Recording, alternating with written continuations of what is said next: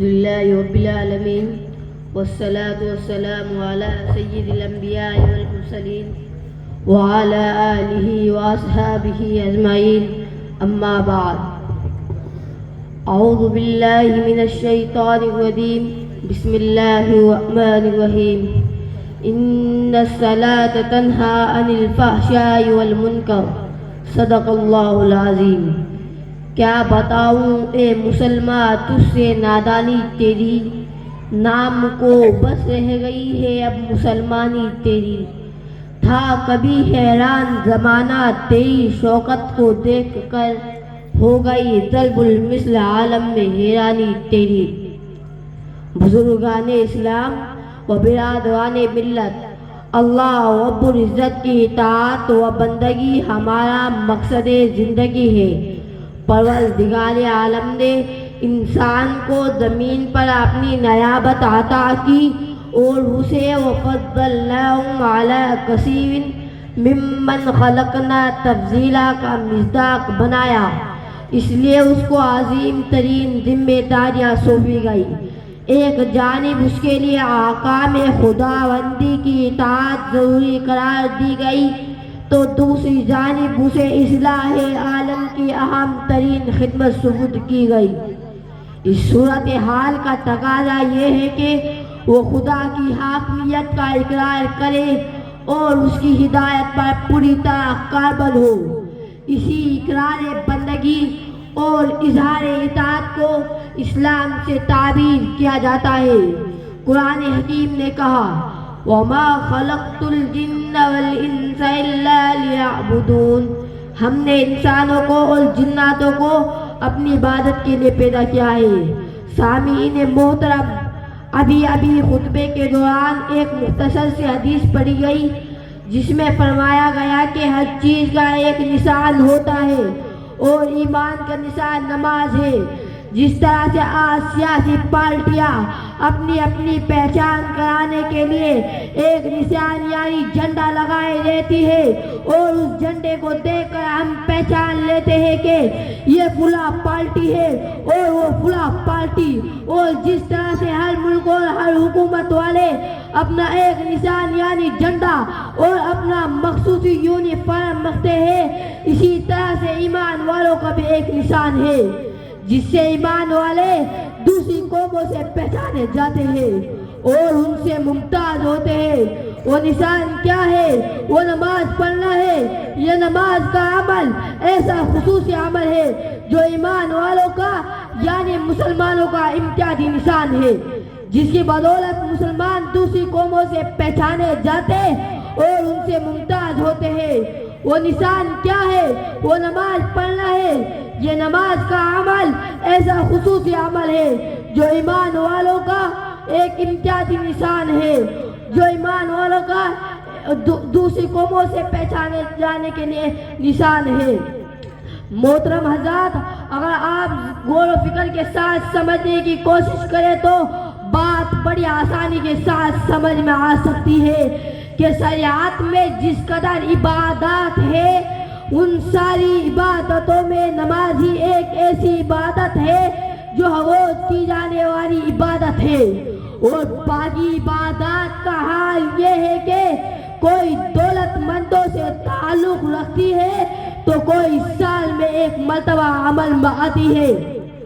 مثلاً کہ حج ایک عبادت ہے اور فرض ہے، لیکن ہر ایک پر نہیں بلکہ صرف ان لوگوں پر جو اتنے مالدار ہو کے بیت اللہ تک جانے آنے اور وہاں رہنے کے مسائل برداشت کرنے کی طاقت رکھتا ہوں، اور وہ بھی عمر بھر میں صرف ایک بار.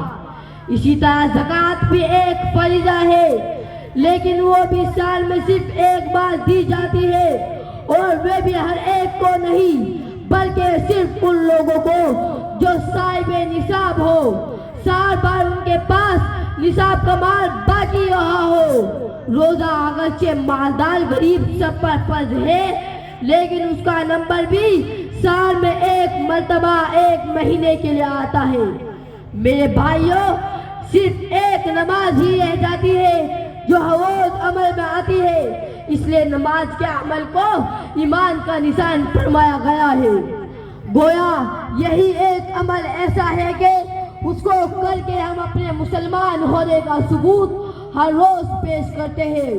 اسی مفہوم کو دوسری حدیث کے اندر یوں بیان فرمایا گیا، من ترک الصلاۃ متعمدا فقد کفر، یعنی جس شخص نے جان بوجھ کر نماز کو ترک کیا اس نے کفر کیا، کافروں والا عمل کیا۔ یعنی نماز کو چھوڑنا مسلمانوں کا کام نہیں بلکہ غیر مسلموں اور کافروں والا عمل ہے۔ امیر المومنین سیدنا حضرت عمر فاروق رضی اللہ عنہ قصداً نماز چھوڑنے والے کو کافر فرمایا کرتے تھے۔ آقائے دو جہاں محمد رسول اللہ صلی اللہ علیہ وسلم نے ارشاد فرمایا کہ مومن اور کفر کے درمیان نماز حد فاصل ہے۔ آپ خیال فرمائیے کہ اس حد فاصل کو ہم اگر منہدم کر دیں تو کفر سے یا کافروں سے کس طرح ہم اپنے آپ کو ممتاز کر سکتے ہیں۔ اور آپ کو معلوم ہوگا کہ حد فاصل کی کیا اہمیت ہوتی ہے